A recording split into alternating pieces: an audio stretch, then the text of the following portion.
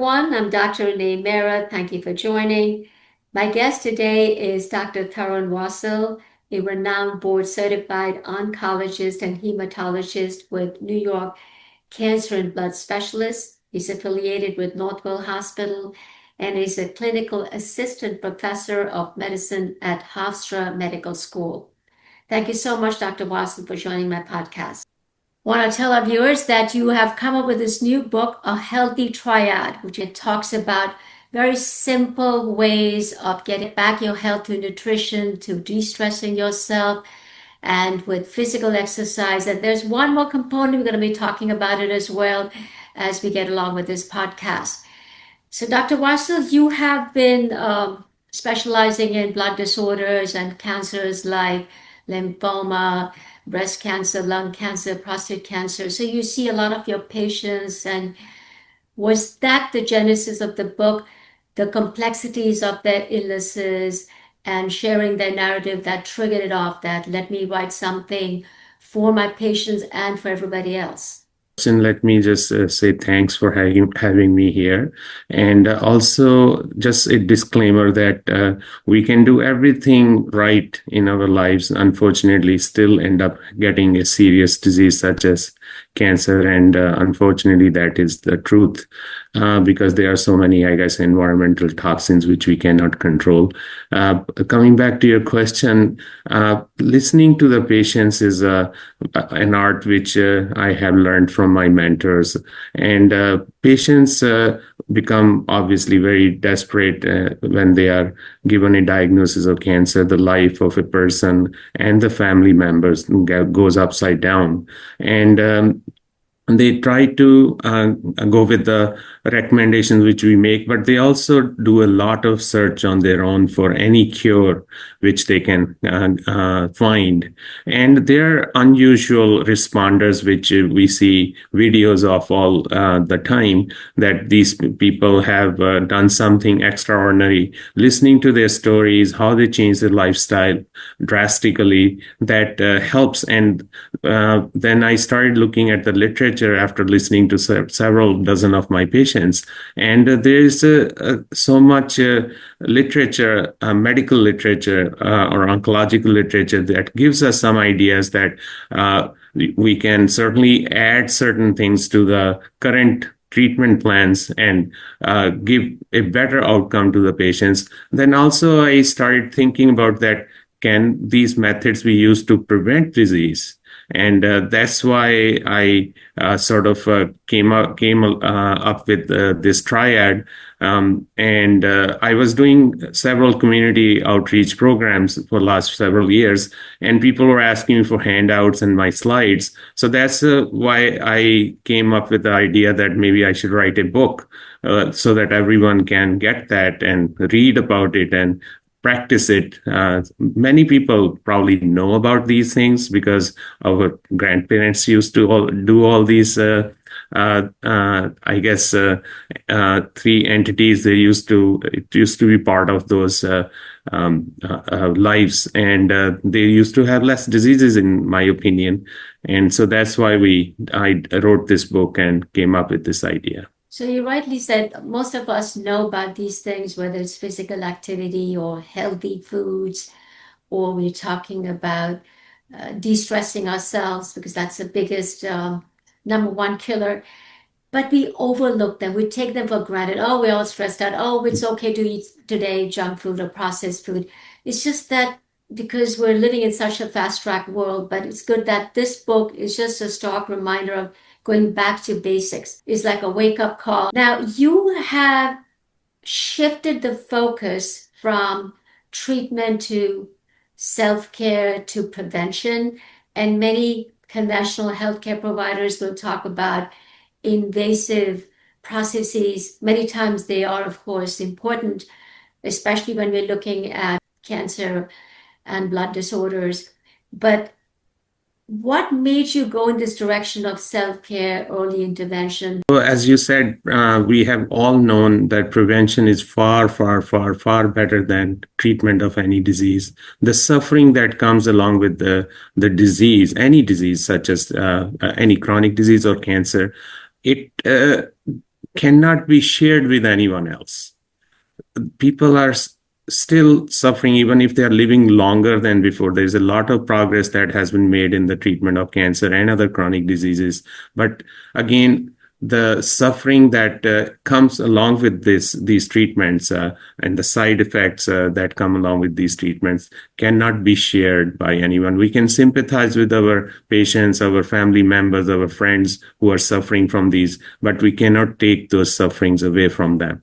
So when I was going through the literature, I saw that there are so many observational and epidemiological studies that have suggested that I think the main causes of cancer, or at least 40% causes of the cancers, are smoking, drinking alcohol on a regular basis, being overweight, and physical inactivity and chronic stress. These are probably the five main components. So theoretically, we can uh, decrease the chances of cancer formation if we attend to these five causes. And the epidemiological and observational data suggest that probably one-third of the cancers in the US can be prevented totally by lifestyle modification. So that's why I thought that if we can try to eat healthy and do some exercise or physical activity, as well as try to cope with the stress. Stress is not going away, it's a part of life. But how to cope with it is more important these days. So we should learn the ways and means where we can actually decrease the stress level and improve our health. So that's why I wrote this book. Shifting the focus from away from just treatment or disease, but also prevention. Right. And we see that our in our US healthcare annual healthcare budgets over $5.3 trillion annually, and 90%, and that's 18% of our GDP. And 90% is just overwhelming. 90% of this healthcare budget goes in chronic disease management, and only 3% goes in prevention. And with all that big annual $5.3 trillion budget, we still consistently rank low with high income countries. So somewhere the picture is not correct. And I think this healthy triad brings a fresh perspective to self care and to just take ownership of our health. And one more component that I want to add, actually, two. One is meditation, which really brings us back to our center. It stimulates our vagus nerve and enhances the parasympathetic nervous system. And of course, there are many studies clinically proven meditation as an adjunct therapy, and we can integrate it in our healthcare system. The other component that you talk about is good karma. And you have been very well associated with many clinical trials. And you talk about good karma, good deeds, and it's clinically proven as well. If I do a good deed, I feel that good feeling. It's that feel good feeling creates a happy feeling, more endorphins in me. So there is a positive biochemical reaction that's going on in my body. And you talk about hedonism, when we're talking about going to parties or alcohol, that's also giving us a lot of pleasure. But the real pleasure that comes from good deeds, that's Eudaimonic feeling. eudaimonic. And that Eudaimonic. is clinically proven that it really helps us to actually change the gene expression. We're not changing the DNA, but we're changing a little bit of the gene expression and giving us a more positive attitude to life. Shed some more light on that. So there's a field of social genomics which is being studied, and what it has shown us is that just being lonely, just being chronically stressed because of a work environment or home toxic environment, people can have it's a term coined as CTRA, which is conserved transcriptional sort of changes of adversity. And those can cause bad genes to go up and the good genes to go down. and it predisposes patients or people to infections, and can predispose them to certain, in the long run, to certain chronic diseases, diabetes, cancer, cardiovascular diseases. Starts with chronic inflammation. And uh, Dr. Steve Cole, who has been doing these studies for last 20 plus years, he was surprised when he saw this finding in the same 207 gene, I think, pattern, that people who were doing some random acts of kindness, they had the best genome. The CTRA was modified in a way that they had those genes which were protective, they went up, and the genes that were causing harm, they went down. So it was very surprise finding. He's a scientist, and he could not believe that he was going into sort of a philanthropy or philosophical type of findings in this case. So that's one of the things. Again, these are very preliminary studies, and he's trying to study breast cancer patients, assigning them to go to various schools and volunteer and do some acts of kindness and see if that makes a difference in the outcome.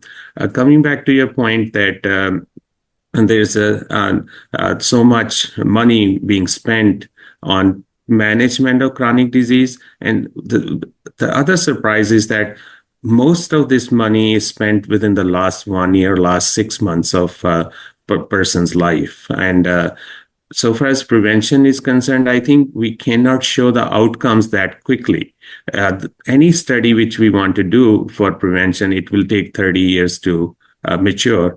On the other hand, the disease state, you can do a study within, say, 4 to 5 to 6 years and show some data, so show some differences.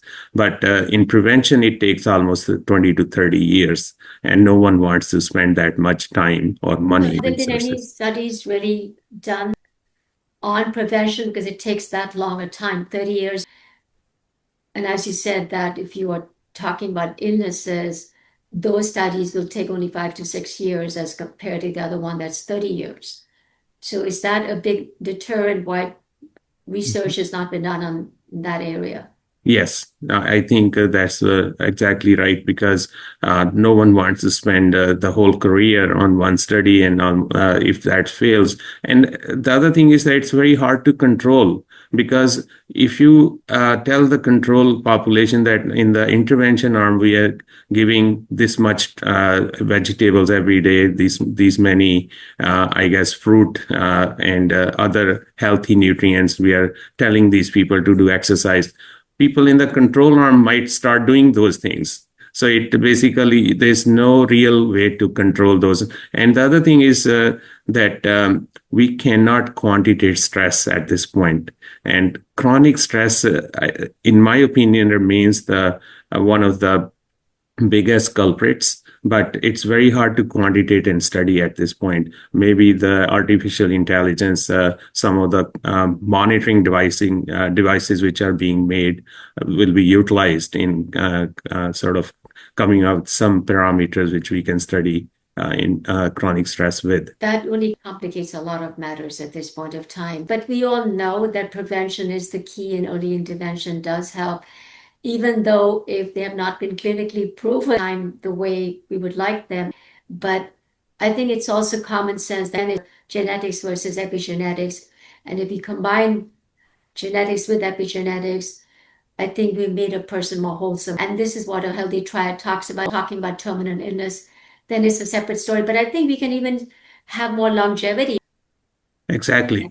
Exactly. And the point which I'm making in the book also is that, see, it will be very hard for authorities to come up with guidelines on all these things. So we should take the onus on, because it's our own bodies.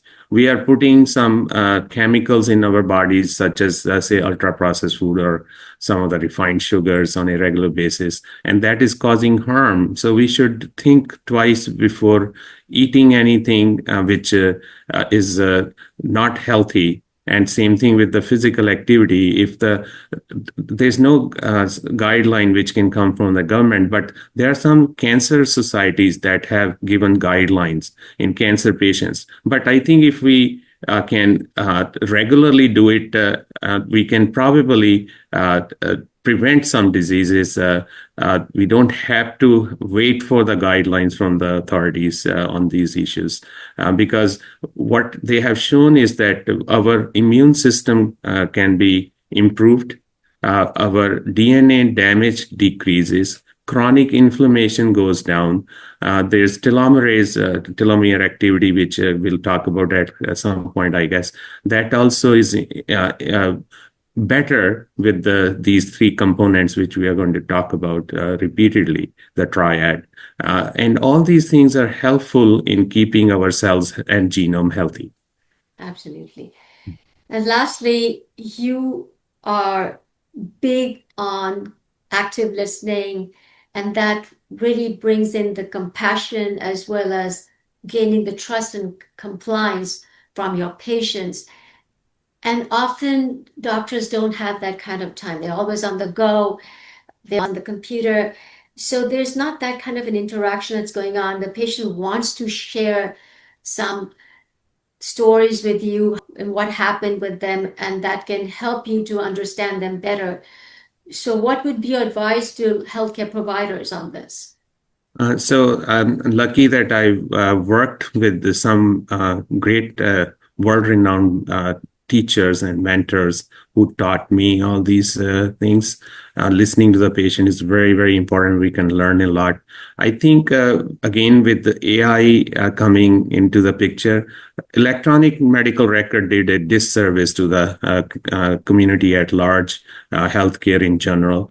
Although it was good for some things, maybe good for insurance companies to gather data and stuff. But it did take the personal touch away from a a physician-patient relationship. And with AI moving into the picture, I think it's becoming a little bit easier, because now you can record whatever the conversation is. You can talk to the patient, you can hold the hand of the person, keep talking, and you don't have to spend extra time later on to dictate or sort of type the note. So there are certain programs which we are using at New York Cancer and Blood Specialists as well. Deep Scribe is one of the programs, and it records, but ultimately, actually, you have to read and make sure that there are no mistakes. But it basically records patient and it can translate also. So if the patient speaks in Spanish, it translates into English. So those are the advantages. So I guess soon those programs will be much more mature, and many physicians and patients will benefit from those. Yeah, it gets more patient centric. So that Mhm. is so very important.